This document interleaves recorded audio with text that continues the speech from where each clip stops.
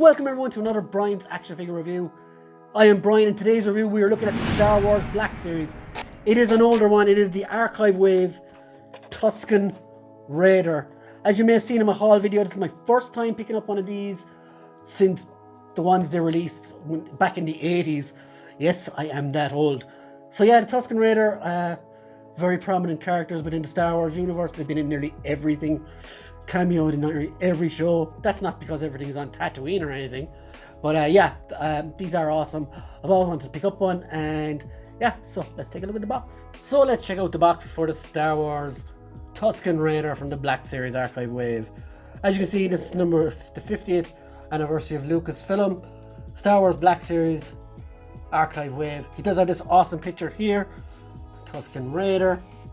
You can see he has these arrows, his gaffy stick, and his rifle in the package, and a lovely cloth thing here. So on the bottom, you've got your legalese. On the top, a window.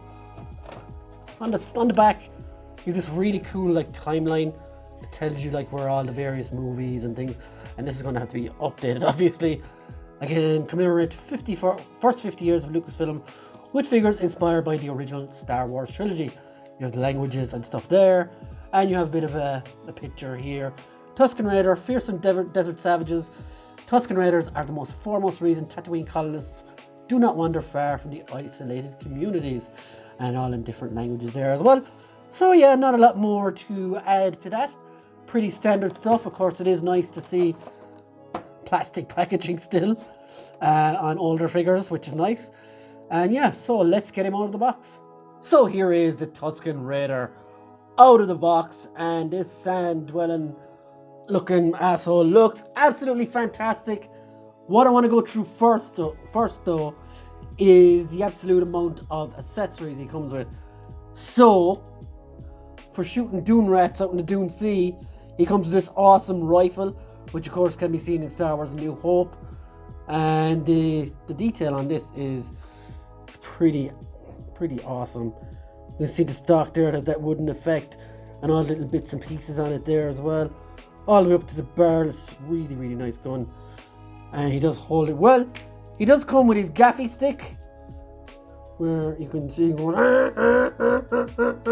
holding it up, and that was a terrible impression. Now he does come with three different tops to it, three different things there.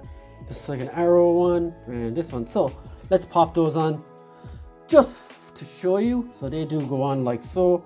At the end, I do like the arrow one myself, like so. Now it did get a bit bent in the packaging, unfortunately.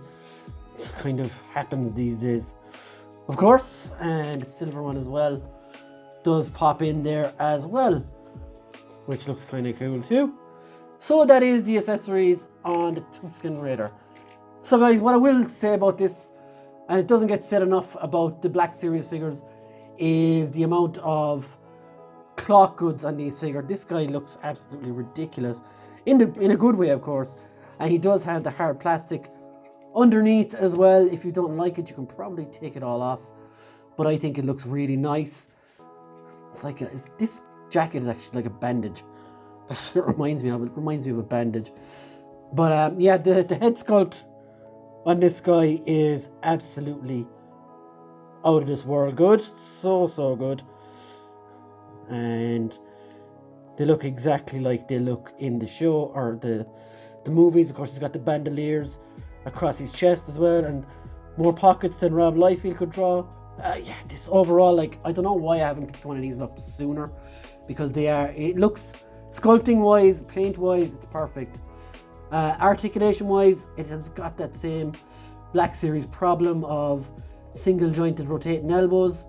If these guys had double jointed elbows, they would be perfect. No real ab crunch to speak of. Very little waist movement as well.